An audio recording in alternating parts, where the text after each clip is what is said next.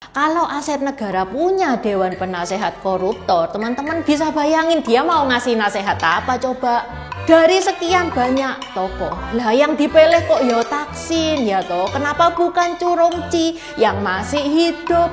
Track recordnya jelas. รัฐมนตรีของประเทศไทยนั้นเนี่ยไปเป็นที่ปรึกษาของประธานาธิบดีบราโบโวที่อินโดนีเซีย Teman-teman sebelum klik video ini sudah baca judulnya kan ya? Yap, memang benar.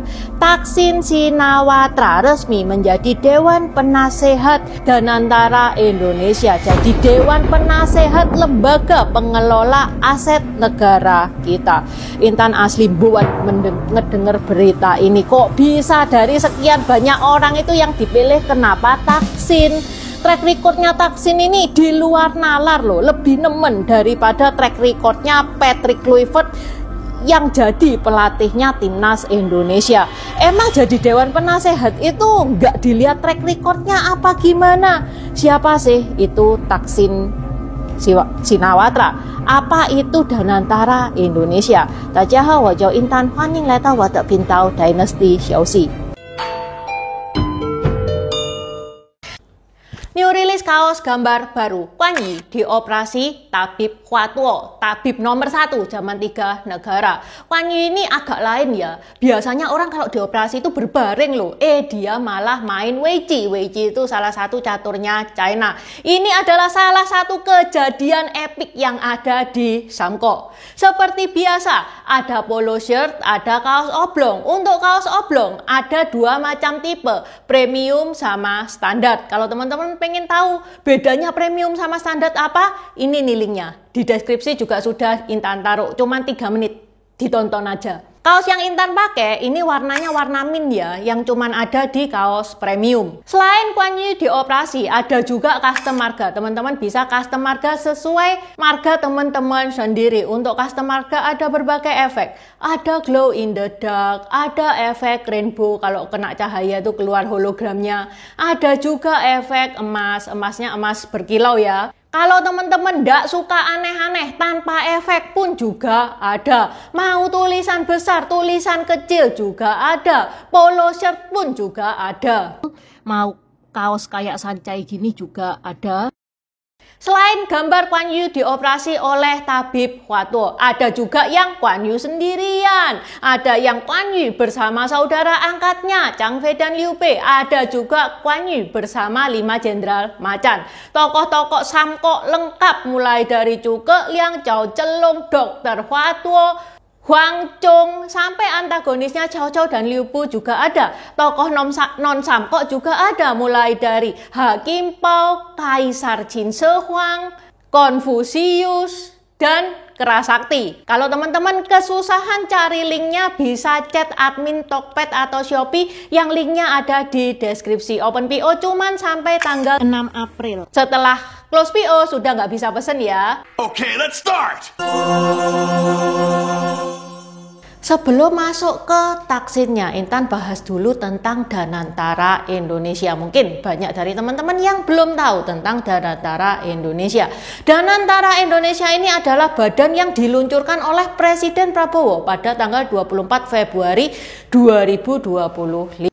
Dengan mengucap Bismillahirrahmanirrahim, pada siang hari ini, hari Senin tanggal 24 Februari tahun 2025, saya, Presiden Republik Indonesia, meluncurkan Badan Pengelola Investasi Daya Anagata Nusantara, Danantara Indonesia.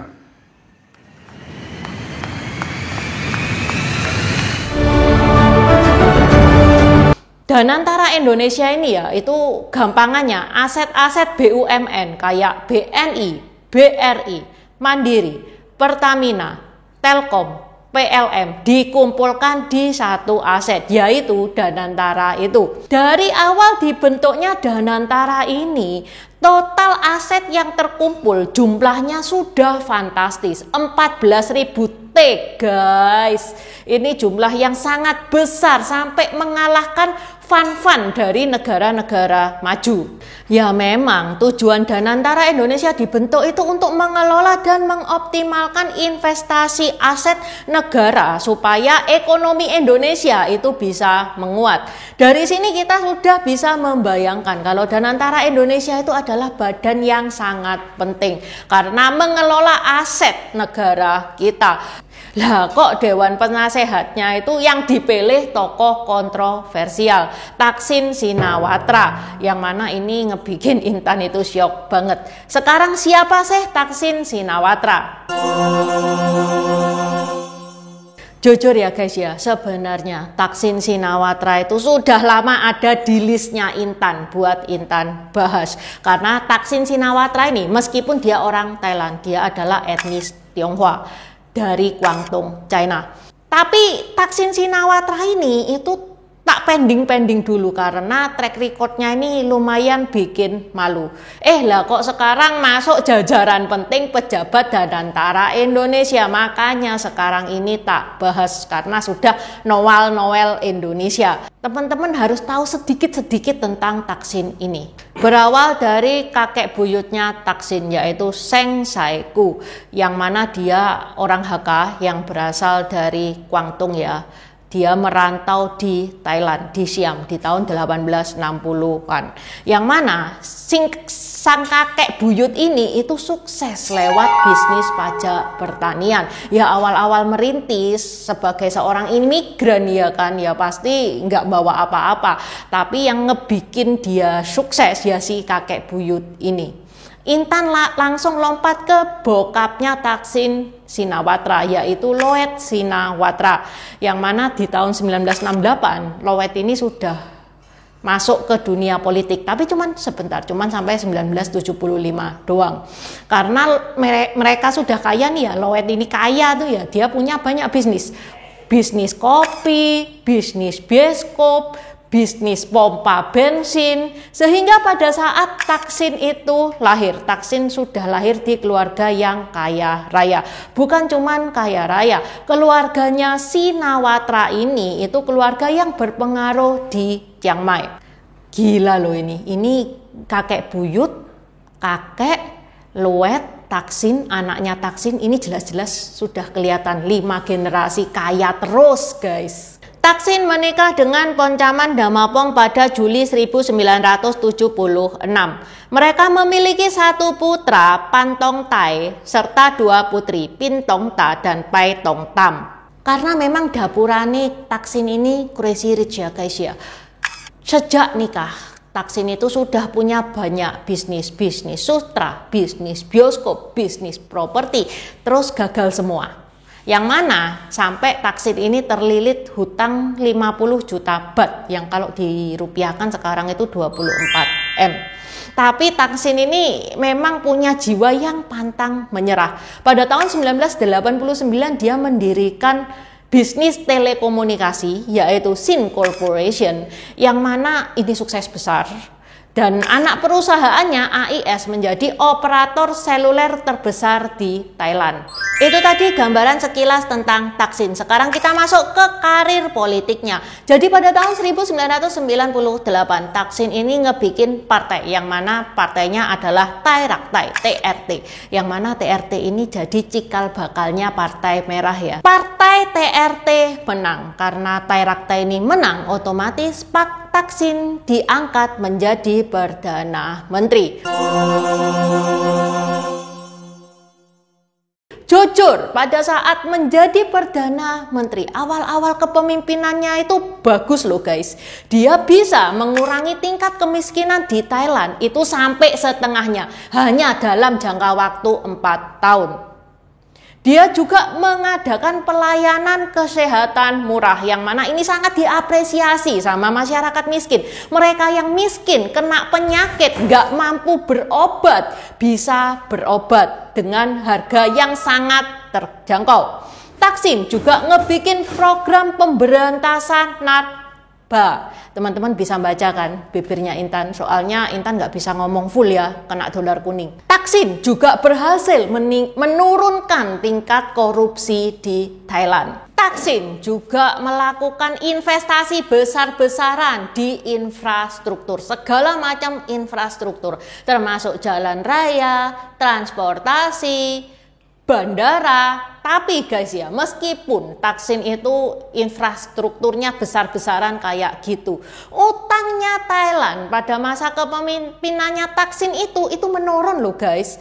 Yang mana pada bulan Januari itu tercatat 57% PDB. September 2006 jadi 41%. Bahkan Thaksin menjadi orang pertama yang menjabat sebagai Perdana Menteri dalam satu periode penuh di Thailand. Sebelum-sebelumnya, masa jabatan belum berakhir sudah dikudeta. Memang segila itu politiknya Thailand. Pada pemilu tahun 2005 Thaksin menang lagi. Thaksin diangkat menjadi Perdana Menteri periode yang kedua. Tapi begitu Thaksin menjadi Perdana Menteri periode kedua, boroknya Thaksin ini keluar semua. Yang mengekspos boroknya Thaksin ini siapa? Ya pasti dong lawan politiknya. Apa saja sih borok-boroknya Thaksin? Pada tahun 2001, Komisi Anti Korupsi Thailand itu menuduh Thaksin itu tidak melaporkan seluruh asetnya sebelum menjabat sebagai Perdana Menteri. Pinter Thaksin ini. Aset-asetnya itu dia atasnamakan kerabat-kerabatnya, anggota keluarga lainnya, sampai ke pembantu dan sopirnya. Sehingga aset yang dilaporkan Thaksin itu lebih sedikit. Sebenarnya kasus ini sudah di blow up ya pada tahun 2001. Tapi ya Thaksin itu tetap bisa melenggang kangkung dengan bebas. Kenapa? Apa Thaksin kebal hukum? Enggak, karena yang pertama, hukumnya pada saat itu belum sempurna. Hukum di Thailand pada saat itu yang pertama. Yang kedua, masyarakat itu terlanjur cinta sama Thaksin. Masyarakat itu terlanjur ngefans sama Thaksin sampai matanya itu kayak dibutakan gitu ya. Sehingga dia tidak peduli atas kasusnya Thaksin itu. Yang bikin lucu, pada saat sidang Mahkamah Konstitusi, tahu Thaksin bilang apa? Dia bilang tidak sengaja. Nah loh, ini Thaksin ini nggak bisa cari alasan yang lebih masuk akal apa gimana? Masa balik saham ke anggota keluarganya yang sekian banyak, bahkan sampai sopir, sampai pembantunya, itu tidak sengaja. Terus juga di masa pemerintahan Thaksin itu banyak orang hilang. Thaksin juga melakukan tindakan represif terhadap demonstran di Thailand Selatan. Yang mana kasus-kasusnya Thaksin ini ketutup sama popularitasnya. Ya udah, namanya orang terlanjur cinta ya kan, cinta itu kan buta. Nah, borok terbesar Thaksin yang ngebikin Thaksin yang dulunya dipuja-puja sampai langsung dimaki-maki ya karena kasus ini. Saat Thaksin menjual perusahaannya Sin Corporation ke Singapura. Ini yang menyebabkan Thaksin itu didemo sampai dia harus turun jabatan di tahun 2006. Padahal kepilihnya 2005 tuh. 2006 sudah disuruh turun. Rakyat marah karena ini memang aset strategis negara ya, jatuh ke tangan asing. Keluarga Thaksin menjual 49,6% saham Sin Corporation senilai 73,3 miliar baht, yang mana ini kalau USD itu 1,88 M ya, ke Temasek Holding Singapura, yang mana semuanya itu transaksinya bebas pajak. Nah kan ini masyarakat pada bete ya kan, mentang-mentang PM bebas pajak. Masyarakat itu menuduh Thaksin melakukan korupsi yang merugikan negara, sehingga di tahun 2006 terjadi gelombang protes besar-besaran supaya si Thaksin ini mundur. Karena terjadi chaos seperti itu ya, pada bulan April 2006 Thaksin menyatakan bahwa dia mundur. Tapi beberapa minggu kemudian pada bulan Mei tahun 2006 Thaksin nongol lagi sebagai Perdana Menteri. Nah lo bingung nggak tuh? Ini orang aslinya mundur apa enggak sih? Status politiknya Thailand itu pada saat itu benar-benar nggak jelas sampai pada bulan September tahun 2006. Saat Thaksin itu menghadiri sidang umum PBB yang berada di New York, militer Thailand itu mengkudeta Thaksin. Ya udah, ini adalah titik di mana Thaksin itu resmi turun. Nah, itu posisinya Thaksin kan berada di luar negeri ya, pas dia dikudeta. Terus Thaksin nggak berani pulang Don. Dia jadi bunglon ke Inggris, ke Dubai, ke Hong Kong. Pada tahun 2008, Thaksin ini memutuskan untuk balik ke Thailand. Ya oke lah, aku mau menghadapi hukum. Wes, enggak apa-apa, tak terima aja hukumnya. Lah kok dia melarikan diri lagi? Thaksin melarikan diri setelah didakwa kasus penyalahgunaan kekuasaan dalam skandal pembelian tanah oleh istrinya. Jadi pas Thaksin itu menjabat ya di tahun 2003. Istrinya itu dimenangin lelang buat beli tanah milik negara di Bangkok. Yang mana ini kan penyalahgunaan kekuasaan, nggak fair, iya kan? Sehingga dari kasus ini Thaksin itu dihukum 2 tahun in absentia. In absentia itu apa? Karena Thaksin tidak ada di persidangan. Thaksin sudah lari, sudah jadi buron. Tapi meskipun tidak ada terdakwa, persidangan tetap jalan. Pada bulan April tahun 2009, ada juga laporan dari Jenderal Piciter Pulavani Jaya yang mana menuduh Thaksin itu mencuci uang sebesar 100 M baht, yang mana ini setara dengan 2,8 M USD ya di Kepulauan Cayman. Itu tadi hanya sekilas dari kasus-kasusnya Thaksin yang tak bahas. Pada tahun 2011, adiknya Thaksin, Yingluck Shinawatra, berhasil menjadi Perdana Menterinya Thailand. Terus dia ngebikin gebrakan. Gebrakannya apa? Dia mau ngasih amnesti kepada tokoh politik yang melakukan kesalahan pada tahun 2006 sampai 2010. Nah lo sudah kecium ya, ini bau-bau apa? Ini mah akal-akalannya Yingluck, dia mau ngebebasin Thaksin. Tentu saja hal ini ditolak sama partai oposisi. Partai oposisi itu Partai Kuning. Nanti tak jelaskan juga tentang Partai Kuning ini. Yang mana gara-gara ini Yingluck itu digulingkan pada tahun 2014. Setelah dikudeta, Yingluck pun itu didakwa kasus korupsi subsidi beras. Tapi Yingluck lari ke luar negeri. Nah lo, emang adik kakak itu setipe ya toh. Dia mengikuti jejaknya Thaksin dan memang pernah ada yang melihat Yingluck sama Thaksin ini berada di Dubai. Bukan cuma di situ, mereka itu ya kayak bunglon itu pindah-pindah. Ada kelihatan di Inggris, di China juga, di Malaysia juga. Nah, sekarang teman-teman tahu nggak Perdana Menteri Thailand sekarang siapa? Paetongtarn Shinawatra alias anaknya Thaksin. Ini Paetongtarn ini bisa menjadi Perdana Menteri karena diusung Partai Merah. Partai Merah ini dulunya adalah Partai Thai Rak Thai, partai yang didirikan oleh Thaksin.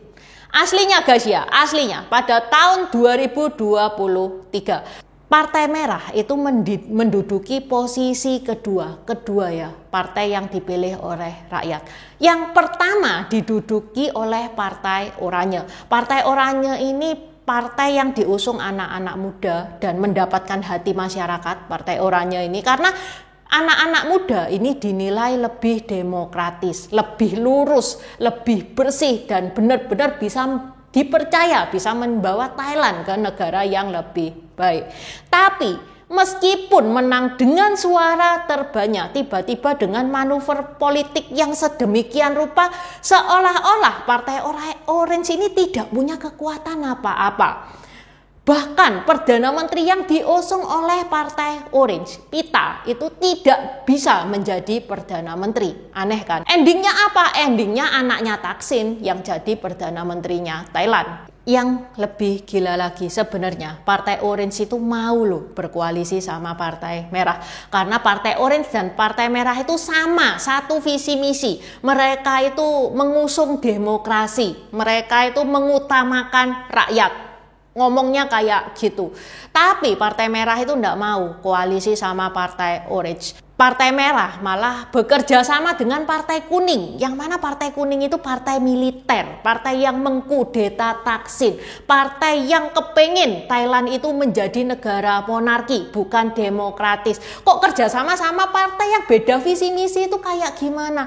Mereka loh bekerja sama hanya untuk mulangin Thaksin. Rakyat itu pikirannya kayak gitu, dan memang benar tebakannya rakyat. Gak lama setelah Paetongtarn menjadi Perdana Menteri, Thaksin yang 15 tahun tidak pernah ke Thailand akhirnya balik ke Thailand. Hukum tetap berjalan, tapi Thaksin bukan di penjara, hanya jadi tahanan rumah. Itu pun masa hukumannya dikorting dari 8 tahun jadi 1 tahun dengan alasan karena Thaksin itu sudah tua lah, kondisi sakit-sakitan.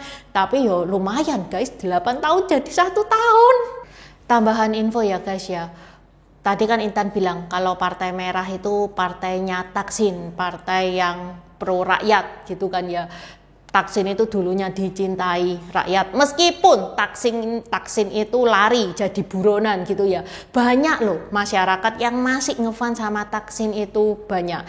Tapi kepulangan Thaksin ini ngebikin banyak masyarakat itu yang meninggalkan Thaksin, maksudnya nggak jadi ngefans sama Thaksin karena mereka ini berpikir Thaksin ini aslinya pro rakyat apa enggak sih, kok bisa gitu loh Partai Merah itu berkomplot dengan oposisi yang jelas-jelas beda visi misi, yang jelas-jelas kepengen Thailand itu jadi negara monarki. Justru Partai Oranye, partai yang merakyat, yang pro rakyat itu tidak dianggap sama Partai Merah.